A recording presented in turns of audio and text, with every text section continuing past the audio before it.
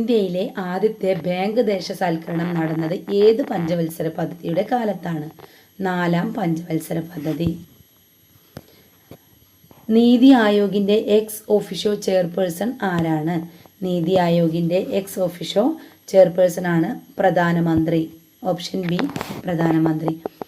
1991 ഉദാരവൽക്കരണ നയങ്ങളിൽ ഉൾപ്പെടാത്തത് ഏതാണ്? അപ്പോൾ ഓപ്ഷൻ ഇവിടെ തന്നിട്ടുണ്ട്, നമ്മളത് വായിക്കുന്നില്ല. ഓപ്ഷൻ സി ആണ്.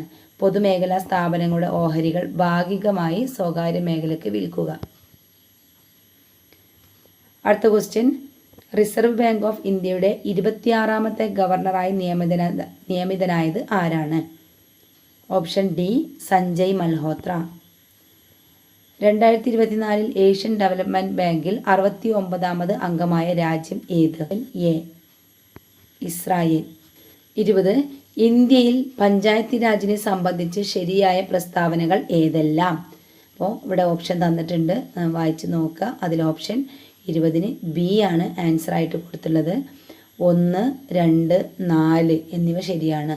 ഓപ്ഷൻ ബി 1, 2, 4 ശരിയാണ്.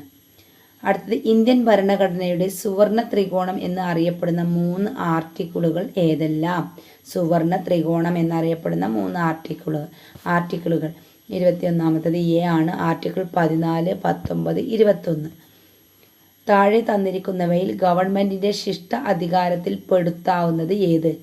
ശിഷ്ട അധികാരത്തിൽ പെടുത്താവുന്നത് ഏത്? 22 സി ആണ് ആൻസർ. സൈബർ നിയമങ്ങൾ. ഇന്ത്യയുടെ ഭരണഘടനാ നിർമ്മാണ സമിതിയിൽ ഉണ്ടായിരുന്ന ഏക ദളിത് വനിത ആര്? ദാക്ഷായണി അമ്മുവേലായുധൻ. 24 ഇന്ത്യയിൽ ഒരു വ്യക്തിക്ക് പൗരത്വം നഷ്ടമാകുന്ന 3 രീതികൾ ഏതെല്ലാമാണ്? 24 സി ആണ് ആൻസർ. 1, 2, 4. അതായത് പരിത്യാഗം, പൗരത്വാപഹാരം, നിർത്തലാക്കൽ എന്നിവയാണ് ആൻസർ. ഓപ്ഷൻ സി ആണ്. 25ാമത്തെ ക്വസ്റ്റ്യൻ, ലോകത്തിലെ ഏറ്റവും വലിയ പ്രായം കുറഞ്ഞ ചെസ് ചാമ്പ്യൻ എന്ന പദവി അടുത്തിടെ കരസ്ഥമാക്കിയത് ആരാണ്? 25 സി ആണ്. ഡി ഗുഗേഷ് ആണ്. ഇന്ത്യയുടെ ഇപ്പോഴത്തെ ചീഫ് ഇലക്ഷൻ കമ്മീഷണർ ആരാണ്? 26 ഡി ആണ്. ഗ്യാനേഷ് കുമാർ ആണ്. കേരളത്തിൽ സാമൂഹ്യ സുരക്ഷാ പെൻഷൻ പദ്ധതിയിൽ ഉൾപ്പെട്ടിട്ടുള്ള അംഗങ്ങൾക്ക് നിലവിൽ നൽകുന്ന ക്ഷേമ പെൻഷൻ എത്ര രൂപയാണ്? 27 സി ആണ് ആൻസർ. 1600 രൂപ. താഴെ പറയുന്ന പ്രസ്താവനകളിൽ കിഫ്ബിയുമായി ബന്ധപ്പെട്ട ശരിയായ പ്രസ്താവനകൾ ഏത്? 28ാമത്തെ ആൻസർ എ ആണ്. 1 മാത്രമേ ശരിയുള്ളൂ.